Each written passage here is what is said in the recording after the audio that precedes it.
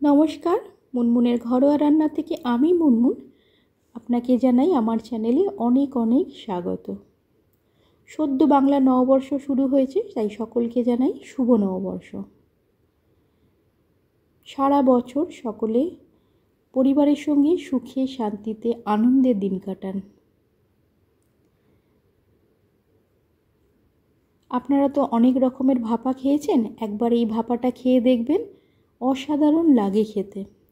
এই ভাপার কাছে সমস্ত রেসিপি, সমস্ত রাজকীয় রান্না ফেল। এই রকম ভাপা থাকলে পুরো ভাতটা এই ভাপা দিয়েই খাওয়া হয়ে যাবে।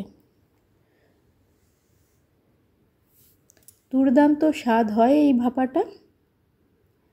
সকলের কাছে অনুরোধ করব, ভিডিওটা দেখতে দেখতে একটা লাইক করে দেওয়ার জন্য। আপনার একটা লাইক আমাকে অনেকটা মোটিভেট করে।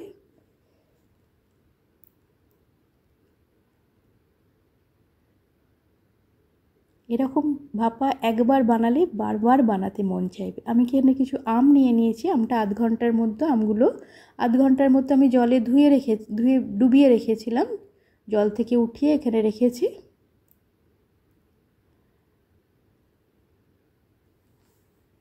আপনারা চাইলে একটু বড় আমও নিতে পারেন। এখন তো আমের সেরকম আটি হয়নি। আমগুলো আমি এখানে বটি দিয়ে কেটে নিয়েছি, খোলা ছাড়িয়ে নিয়েছি। আপনারা চাইলে ছুরি দিয়ে বা পিলার দিয়েও ছাড়িয়ে নিতে পারেন। আমি এখানে ছাড়িয়ে নিয়ে নুন হলুদে আমি একটু ভিজিয়ে রেখেছিলাম। গ্রেটারের যে বড় দিকটা আছে সেটা দিয়ে আমি গ্রেট করে নেব।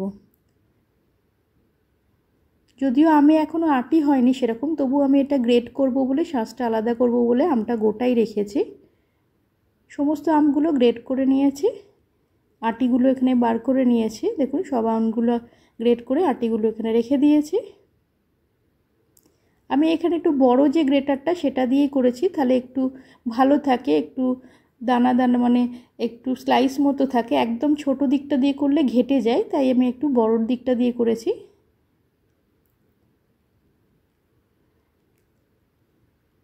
আমের টক মিষ্টি, আমটা কতটা টক সেটা বুঝে মিষ্টি, চিনি বা গুড়ের ব্যবহারটা আপনারা করবেন।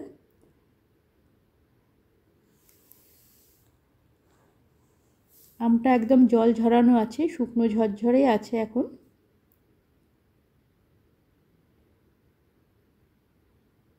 এখন আমের সময়, খুবই ভালো আম পাওয়া যায়। আজকাল তো বাজারে সারা বছরই পাওয়া যায়, তবে এখন আমের সময়, এখনকার আমের স্বাদই অন্যরকম হয়। আমি এখানে তাই কিছু আম নিয়েছি। আর এখানে আমি একটা মিক্সি জারের মধ্যে 1 চামচ সাদা সর্ষে আর 1 চামচ কালো সর্ষে আর কাঁচা লঙ্কা, অল্প একটু নুন দিয়ে প্রথমে এটা শুকনো ঘুরিয়ে নেব, তারপর একটু অল্প জল দিয়ে পেস্ট তৈরি করে নেব। ঝালের পরিমাণটা আপনারা আপনাদের ইচ্ছা মতো কম বেশি দিতে পারেন। পেস্টটা বানিয়ে নিয়েছি, সর্ষের পেস্টটা।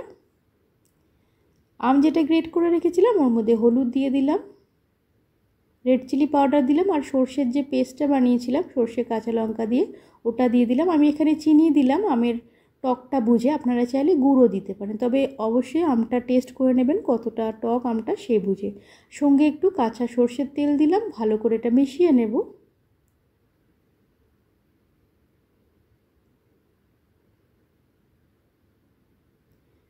শেষে আমি এখানে স্বাদ মতো নুন আর ধনেপাতা দিলাম। নুনটা আগে দিইনি, জল বেরিয়ে আসবে বলে নুনটা আমি শেষে দিলাম। সঙ্গে একটু ধনেপাতা দিলাম, ভালো করে মিশিয়ে নেব।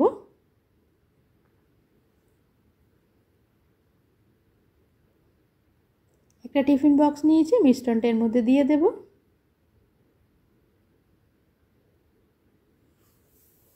সবটা দিয়ে দিয়েছি। ওপর থেকে আমি এখানে 1/2 চামচের মতো চাট মশলা আর বিট নুন দিলাম। আপনারা চাইলে থালার মধ্যে প্রথমেও বিট নুন আর চাট মশলাটা মিশিয়ে নিতে পারেন। ওটা ভালো করে মিশিয়ে নিয়ে আমি ওপরে কিছু কাঁচা লঙ্কা আর ওপর থেকে একটু কাঁচা সর্ষের তেল দিয়ে দিলাম, ঢাকা দিয়ে দেব।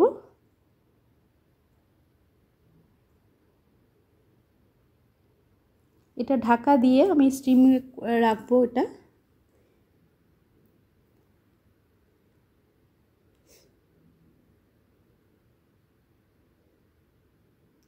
কড়াইয়ের মধ্যে, গ্যাসের মধ্যে একটা পাত্র বসিয়ে এতে জল দিয়েছি আর একটা ছোট বাটি দিয়েছি। আপনার কাছে যদি স্ট্যান্ড থাকে আপনি স্ট্যান্ডে দিয়ে এই টিফিন বক্সটা বসিয়ে দিতে পারেন, তবে খেয়াল রাখবেন টিফিন বক্সের তলাটা যেন জলে ডুবে থাকে। উপর দিয়ে ঢাকা দিয়ে দিলাম।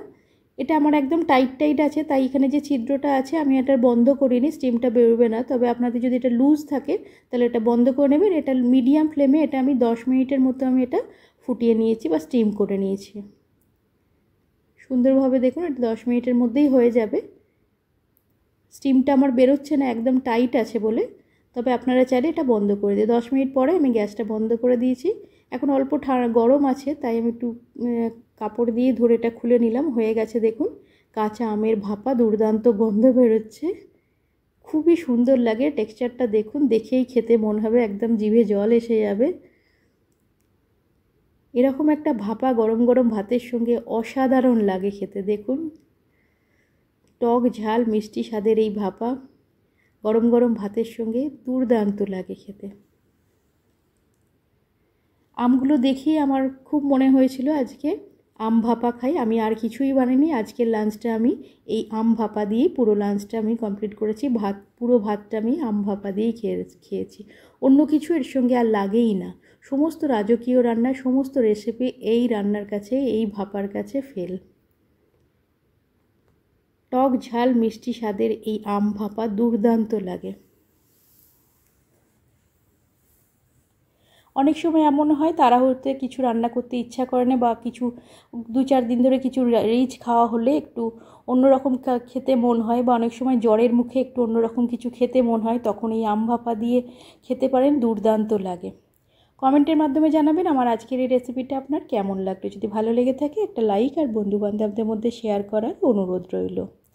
আপনি যদি আমার চ্যানেলে প্রথম ভিজিট করে থাকেন, চ্যানেলটা সাবস্ক্রাইব করে পাশে বেল আইকনটা প্রেস করে অল অপশানটা ক্লিক করে রাখলে আমি যখনই কোনো নতুন রেসিপি আপলোড করব আপনার কাছে নোটিফিকেশান পৌঁছে যাবে, আপনি সেটা সবার আগে এনজয় করতে পারবেন। তাই প্লিজ চ্যানেলটা সাবস্ক্রাইব করে পাশে থাকার অনুরোধ রইল। আমার পুরনো বন্ধুদের অনেক ভালোবাসা আমার সঙ্গে থাকার জন্য। আমিও তোমাদের সাথে আছি।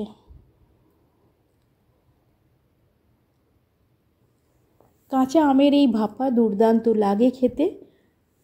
একবার বানান, খুব সুন্দর লাগবে, স্বাদ মুখে লেগে থাকবে। আর সর্ষে বাটা, কাঁচা আম আর কাঁচা সর্ষের তেল একে অপরকে এত সুন্দরভাবে কমপ্লিমেন্ট করছে, দুর্দান্ত গন্ধ, দুর্দান্ত স্বাদ হয় এর। এই ভাপার কাছে আমার মনে হয় সমস্ত ভাপা ফেল, একবার খেলে মুখে লেগে থাকবে স্বাদ। আর এখন তো কাঁচা আমের সময়, খুবই ভালো লাগবে। আপনাদের অমূল্য সময়ের মধ্যে থেকে সময় বার করে আমার রেসিপিটা দেখার জন্য আপনাকে অসংখ্য ধন্যবাদ।